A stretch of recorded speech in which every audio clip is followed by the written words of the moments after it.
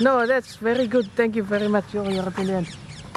Nah, kalian pernah berimajinasi nggak bahwa akan ada waktu di mana manusia tidak lagi membutuhkan pakaian? Meskipun hal tersebut sebenarnya tidak mungkin karena evolusi manusia sekarang sudah mengarah pada titik di mana fashion menjadi hal yang diperhatikan setiap hari. Disinilah saya menemukan kesamaan dari dua tokoh ini, Billie Eilish dan Mahatma Gandhi. Billie Eilish adalah seorang penyanyi yang menjadi idola saat ini dari abad ke-21. Sedangkan Mahatma Gandhi adalah tokoh revolusi yang membawa India merdeka dari penjajahan Inggris pada abad ke-20. Kedua tokoh ini bisa dijadikan dalam satu narasi melalui fashion. Seperti halnya masakan, itu sekarang tidak lagi hanya digunakan sebagai syarat untuk bertahan hidup saja, tetapi juga cara berkreasi dan menyampaikan ekspresi. Kalau konteksnya pakaian, itu sekarang tidak lagi hanya digunakan untuk menutupi tubuh saja, tetapi juga cara untuk menyampaikan pesan.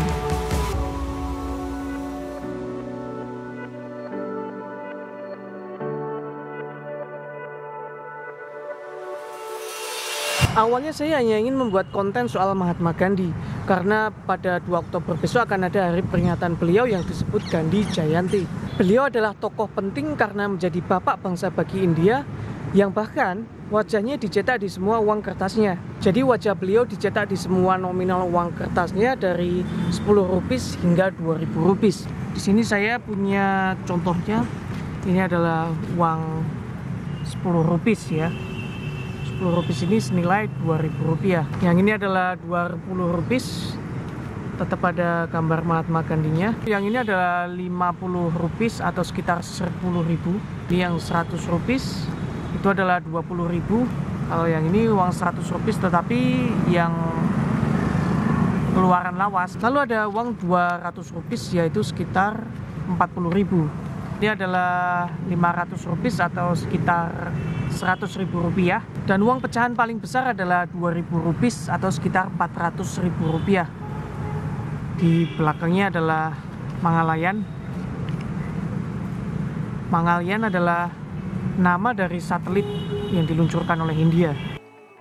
Ketika saya membuka berita, ternyata ada event yang sedang ramai diperbincangkan, yaitu New York Fashion Week, di mana yang menarik perhatian saya adalah seorang penyanyi yang mengisi playlist lagu-lagu anak zaman sekarang, termasuk saya, ikut berjalan di red carpet dengan fashion yang ramah lingkungan, yaitu Billie Eilish, penyanyi muda yang sudah meraih banyak penghargaan Grammy Awards. Saya memang bukan orang yang bermain di bidang fashion, tetapi ketika saya riset mengenai Mahatma Gandhi di konten sebelumnya yang berjudul Sapi dan Privasinya, saya menemukan sebuah buku menarik berjudul Clothing for Liberation. Itu adalah sebuah buku yang membahas revolusi Mahatma Gandhi melalui industri pakaian. Tetapi kita tidak akan membahas buku ini, melainkan bagaimana ide dari Billie Eilish di New York Fashion Week bisa terhubung ke Mahatma Gandhi. New York Fashion Week adalah salah satu acara pameran fashion terbesar di dunia yang bertempat di New York, Amerika Serikat. Bertujuan untuk memamerkan berbagai model fashion dari brand internasional kepada calon pembeli, media, dan juga orang umum.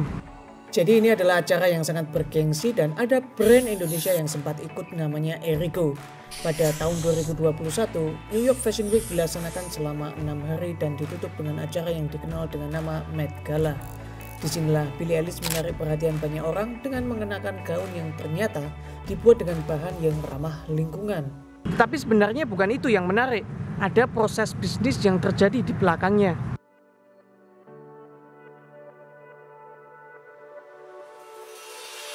Dalam New York Fashion Week, Billie Eilish membuat sebuah kesepakatan dengan brand bernama Oscar de la Renta. Billie tahu betul bahwa acara yang akan ia hadiri sangat bergengsi dan membuat brand fashion apapun yang ia pakai mendapatkan banyak sekali atensi. Tentu saja atensi berarti popularitas. Popularitas dibutuhkan oleh brand pakaian untuk promosi dan promosi digunakan untuk meningkatkan keuntungan. Dalam event ini, Billie tetap membutuhkan brand fashion agar ia bisa tampil elegan di red carpet acara tersebut. Jadi win-win solution. Di satu sisi, Billie adalah seorang aktivis hak binatang atau yang disebut animal rights activist. Jadi dia mengatakan kepada timnya untuk menolak brand apapun yang menawarinya kerjasama di New York Fashion Week bila masih menggunakan bulu hewan di produk mereka. Sebagian besar brand mulai kebingungan, gimana ini? Karena selama ini bulu dan kulit hewan eksotis itu digunakan sebagai daya tarik kemewahan bagi produk mereka. Disinilah Oscar de la Renta melihat kesempatan untuk melejitkan popularitas brandnya yang sempat redup dalam beberapa tahun belakangan setelah meninggalnya sang founder. Kreatif director dari Oscar pun menyetujui syarat yang diberikan oleh Billy dan sejak saat itu dia menjamin setiap pakaian yang dijual di gerai Oscar de la Renta tidak lagi menggunakan bulu hewan. Selamanya. Dan malam itu menjadi malam yang diperbincangkan oleh semua orang karena keberhasilan Billy dalam meyakinkan sebuah brand untuk mengubah model bisnisnya.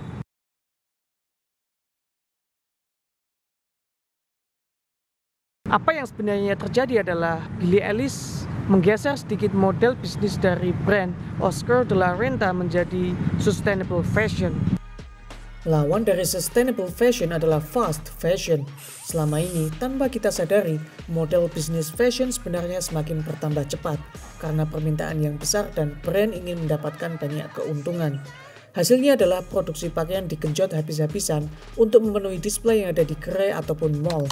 Model bisnis ini menghasilkan 150 miliar pakaian per tahun sejak tahun 1990 di seluruh dunia.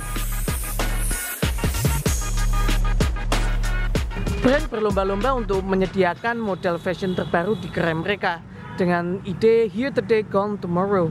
Jadi bisa dibayangkan bila dalam proses bisnis ini menggunakan produk berbahan dasar hewan, berapa banyak nyawa yang sudah dieksploitasi. Narasi sustainable fashion ini akan menjadi jembatan untuk membahas Mahatma Gandhi yang dalam perjuangannya melawan penjajahan Inggris menggunakan sustainable fashion. Kita pasti pernah merasa ketika ingin membeli baju lalu pergi ke mall, ke gerai brand tertentu atau ke distro dan melihat pakaian yang ada di sana tetapi tidak ada yang cocok. Begitu juga ketika kita melihat toko online, banyak produk yang mirip. Hal ini terjadi karena tren dari sebuah brand itu menentukan desain pakaian yang akan mereka jual. Dan bukan sebaliknya, yaitu konsumen yang merequest kepada brand fashion. Fenomena inilah yang disebut sebagai penjara fast fashion, di mana mau tidak mau kalau kita tidak ingin ketinggalan model tertentu, kita harus membelinya. Hal inilah yang terjadi selama masa penjajahan Inggris di India. Kalau di Indonesia Belanda mengambil rempah-rempahnya, di India Inggris mengambil sebagian besar produk tekstilnya, yaitu kapas. Kapas kemudian dipintal menjadi benang, ditenun menjadi kain, dan dijahit menjadi baju. Baru setelah itu dikembalikan ke India dan dijual dengan harga yang lebih murah dari produk lokalnya India. Mahatma Gandhi menyadari fenomena ini. Produk pakaian dari Inggris lebih mudah dipilih oleh masyarakat India kasta menengah ke atas daripada produk pakaian tradisional yang ditenun oleh manusia. Alasannya karena murah, gaya yang modern, dan bisa menjadi identitas dari kasta tersebut. Masalahnya adalah pakaian dari Inggris ini dibuat menggunakan mesin sehingga bisa diproduksi secara massal dengan waktu yang singkat.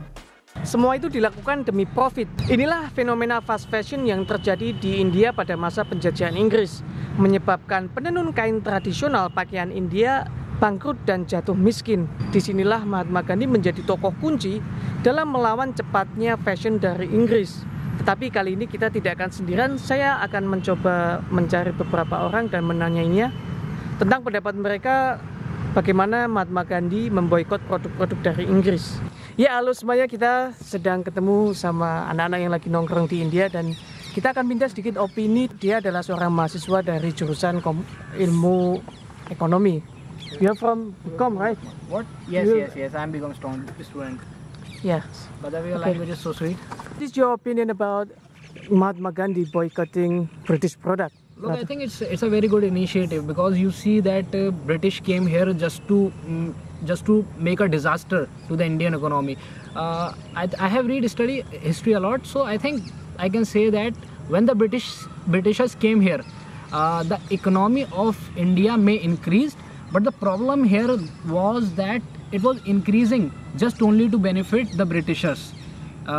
India was the cash cow of Britishers. India was the reason of the high salary of the Britishers. So when the Mahatma Gandhi raised up this issue of boycotting the British product, it gives a big impact to the rest of the world. Mahatma Gandhi adalah salah satu tokoh yang pada saat itu suaranya paling didengar oleh masyarakat. Beliau menyadari fenomena ini dan mulai membuat sebuah gerakan bernama Khadi Movement pada tahun 1918, yaitu sebuah gerakan di mana Mahatma Gandhi mengajak masyarakat untuk memboikot produk dari Inggris dan mulai memintal kapas secara mandiri untuk dibuat menjadi kain yang bernama khadi.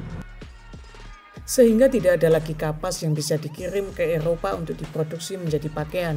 Gerakan ini berhasil dilakukan di banyak daerah di India dan menyebabkan banyak sekali pabrik tekstil di Inggris menjadi berhenti beroperasi.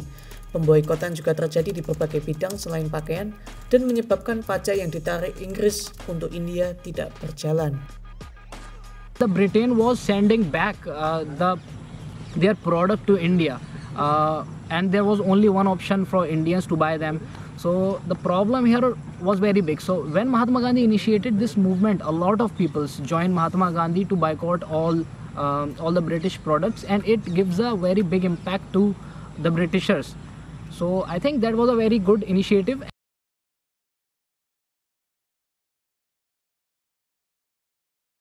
Ternyata jawabannya adalah UMKM.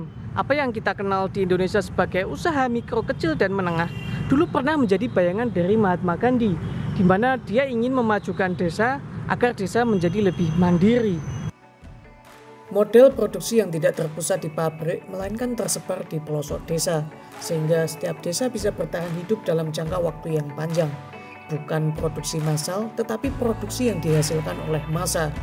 Dan sampai sekarang ada sekitar 7 juta penenun manual dengan tangan manusia di pelosok desa India yang masih meneruskan gerakan ini.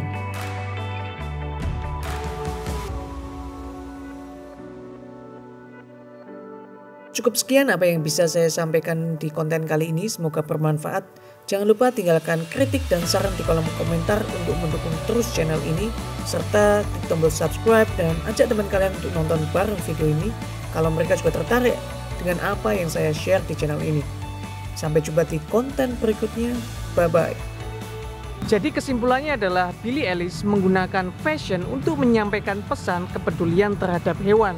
Sedangkan Mahatma Gandhi menggunakan fashion untuk menyampaikan pesan perlawanan terhadap penjajah tanpa menggunakan kekerasan.